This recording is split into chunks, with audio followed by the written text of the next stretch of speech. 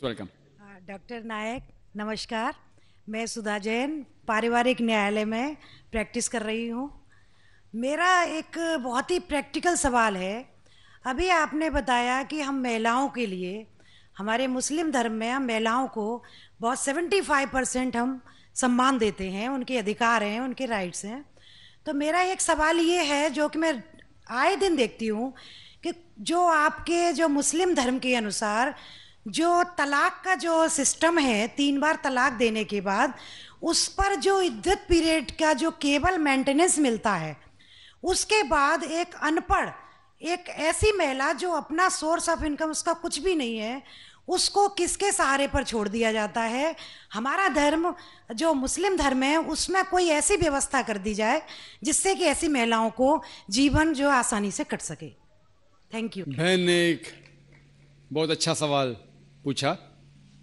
उन्होंने ये कहा कि इस्लाम मज़हब में जब किसी का तलाक होता है तो बहुत से अनपढ़ ख़वातीन जिन्हें इल्म नहीं होता, उनको जीने के लिए कुछ पैसा नहीं होता, तो कुछ ऐसा मेंटेनेंस जिस तरीके से होना चाहिए कि नहीं।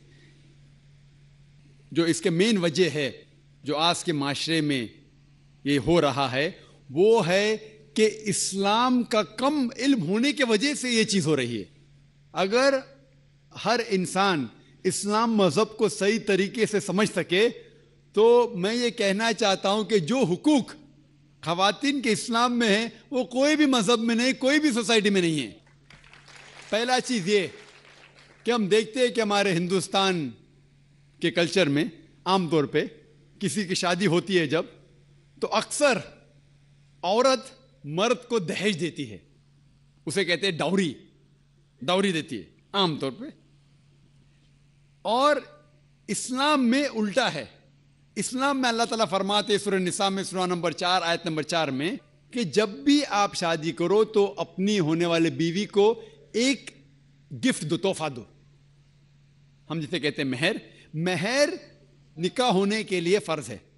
हमारे इस देश में आमतौर पे उल्टा होता है कि वो औरत होने वाले मर्द को दहेज देती है और मार्केट के ऊपर डिपेंड होता है। अगर वो डॉक्टर है तो मांगेगा 1 करोड़ रुपया या 10 लाख, डिपेंड कौन से इलाके से आता है। इंजीनियर है तो 5 लाख, ग्रेजुएट है तो 1 लाख, जैसे भेड़ बकरियों का बिकते हैं। और अफसोस की बात है कई मुसलमान भी इसको अमल करते हैं, बिल्कुल गलत है। इस्लाम में दहेज लेना औरत से जबरदस्ती बिल्कुल हराम है। उल्टा होने वाले शोहर को महर देना चाहिए और अपने बराबर का महर देना चाहिए। लेकिन अफसोस की बात है कि दहेज लेना छोड़िए, अगर हिंट भी देना, दहेज को हिंट देना कि मेरा बेटा मर्सिडीज कार में घूमना चाहता है, हिंट दे रहे कि उसको दहेज में मर्सिडीज कार चाहिए। मेरे बेटे को 4 बेडरूम फ्लैट में रहने की आदत है, इंडिकेशन हिंट दे रहे कि मुझे दहेज में 4 बेडरूम का फ्लैट चाहिए। ये बिल्कुल इस्लाम में हराम है। जबरदस्ती मांगना, अगर खुशी से, अगर उस लड़की के वालिदैन कुछ देना चाहते तो आप ले सकते खुशी से, जबरदस्ती आप ले नहीं सकते ना। आप उसको हिंट दे सकते कि मुझे फ्लैट दो या पैसा दो। इस्लाम में उल्टा है। इस्लाम में औरत को महर मिलता है शादी में, और महर निकाह होने के लिए फर्ज है।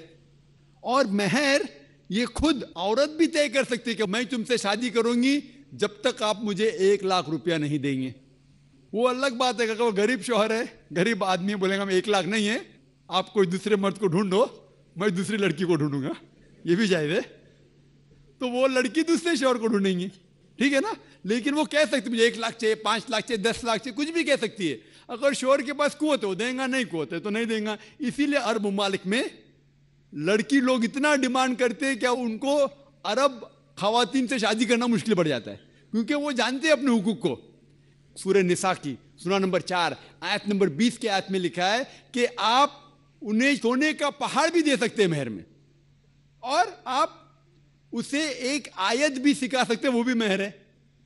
अगर आपके पास पैसा नहीं है और वो आदमी कहता है कि मेरे पास पैसा नहीं, मैं आपको कुरान शरीफ की आयत पढ़ के सुनाऊंगा, वो भी महर हो गया। तो महर की कोई हद नहीं है, ना नीची हद है ना ऊपर हद है। अपने अपने स्टेटस के अकॉर्डिंग वो महर तय कर सकते। और ये महर की कई वजह है। एक वजह है कि मिसाल के तौर पे اس لڑکی کے والدین نے اس کی پرورش کی, اسے گریجویٹ بنایا, تعلیم کے اوپر خرچہ کیا, تو مہر ملنے کے بعد اس عورت کی وہ اپنی جائیداد ہو جاتی ہے. وہ چاہے اپنے والدین کو دے, چاہے خود رکھے, یا اس کو کوئی بزنس میں لگا دے, کوئی تجارت میں لگا دے, اس کا حق ہے. تو مہر اس کی خود کی جائیداد ہے, وہ کچھ بھی کر سکتی ہے. اور مہر کا کوئی فکسڈ اماؤنٹ نہیں ہے, چھوٹا بھی ہو سکتا ہے, بڑا بھی ہو سکتا ہے. اور اس کے علاوہ یہ مہر اگر خدا نہ کرے, اللہ نہ کرے, اگر طلاق ہوتا ہے, ڈیورس ہوتا ہے, تو یہ مہر اس کے کام آ سکتا ہے. لیکن لوگ کو غلط فہم ہے کہ مہر صرف طلاق کے لیے, ایسا نہیں بات ہے. وہ مہر لے کے خود کو بزنس میں لگا سکتی ہے, اپنے والدین کو دے سکتی ہے. اور جہاں تک کہ اس کا خود کا سوال ہے, اسلام کے اندر جتنے فائنینشیل ایسپیکٹس ہے خرچہ اس کا, شادی کے پہلے ذمہ داری ہے اس کے والد کی اور اس کے بھائی کی, شادی کے بعد ذمہ داری اس کے شوہر کی اور اس کے بیٹے کی. آل فائنینشیل ایسپیکٹ, لاڈجنگ, بورڈنگ, کلودنگ, کھانا پینا, کپڑا, سب اس کو کمانے کی ضرورت نہیں, یہ حق ہے مرد کو دینے کا. تو financially she is more strong, she is very strong financially. جہاں تک کہ مالی حالات میں اسلام میں عورت کا درجہ بہت اونچا ہے. جہاں تک کہ بہن نے سوال پوچھا کہ طلاق ہونے کے ٹائم پہ اسے مینٹیننس کیوں نہیں ملتا, بہت اہم سوال ہے. پہلا ہم یہ جان لے کہ جب اللہ سبحانہ و تعالی خواتین کو اتنے حقوق دیے, حقوق دینے کے باوجود اللہ سبحانہ و تعالی عدل کرتے ہیں, جسٹ ہے. کیونکہ جب بھی طلاق ہوتا ہے, جب بھی طلاق ہوتا ہے, گھاٹے میں جاتا ہے مرد اسلام میں زیادہ. کیونکہ جب طلاق ہوتا ہے اسے اگر وہ مہر نہیں دیا ہوگا, دینا فرض ہو جاتا ہے. بھلے وہ مہر 50,000 ہو, 1 لاکھ ہو, 5 لاکھ ہو, 10 لاکھ ہو, وہ اسے طے کرنا چاہیے. جب مہر دیتا ہے تو عورت کا نقصان کچھ نہیں ہوتا. اور طلاق ہونے کے بعد آدمی بھی شادی کر سکتا ہے, عورت بھی شادی کر سکتی. جب طلاق ہو جاتا ہے اسے مہر تو مل جاتا ہے, جب نئی شادی کرتی ہے نیا مہر ملتا ہے. آپ سوچئے, آدمی جب نیا شادی کرتا ہے اس کو نیا مہر دینے پڑتا ہے, تو آدمی نقصان میں ہے.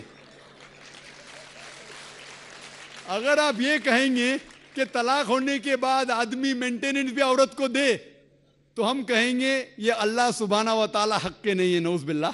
ایسا کر ہی نہیں سکتے, نہیں تو مجھے لیکچر دینے پڑیں گا آدمی کے حقوق اسلام میں. میں اکثر تقریر کرتا ہوں عورتوں کے حقوق. لیکن جو لوگ اسلام کی بنیادی بات کو نہیں سمجھتے, انہیں یہ غلط فہمی ہے کہ عورت کا نقصان ہو رہا ہے. عورت کا نقصان نہیں ہو رہا ہے. اور عورت کو کچھ بھی اگر چیز کی ضرورت ہے, جیسے میں نے کہا, آدمی کا حق بنتا ہے کہ اسے دے. شادی کے پہلے اس کے والد اور اس کے بھائی, شادی کے بعد اس کے شوہر اور اس کے بیٹے. اور اگر یہ نہیں بھی دے تو معاشرے کا فرض ہے کہ عورت کو سنبھالے. معاشرہ نہیں کر سکتا ہے, اگر اسلامک حکومت ہے, حکومت کا فرض ہے کہ عورت کو سنبھالے, اس کی پرورش کرے. یہ اسلام میں.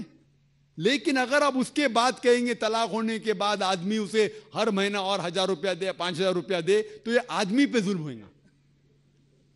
لیکن جو مہر طے ہوتا ہے شادی کے پہلے نکاح میں, کیا مجھے چاہیے 5 لاکھ روپیہ, اسے وہ سنبھال سکتی ہے. اسے کوئی تجارت میں لگائے اور اس کی آمدنی لے سکتی ہے.